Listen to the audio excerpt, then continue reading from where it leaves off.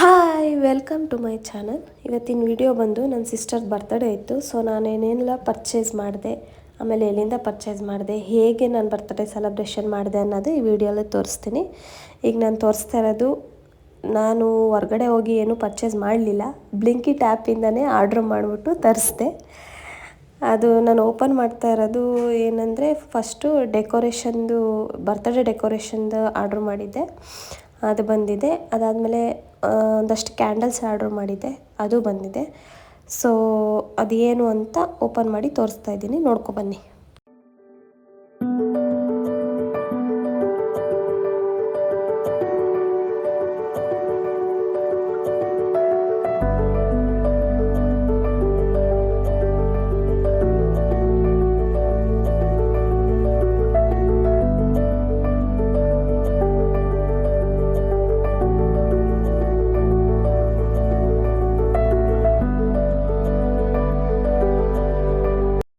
So ಇಷ್ಟೊತ್ತು packing open ಮಾಡಿ ನಿಮಗೆ ತೋರಿಸಿದ್ದು.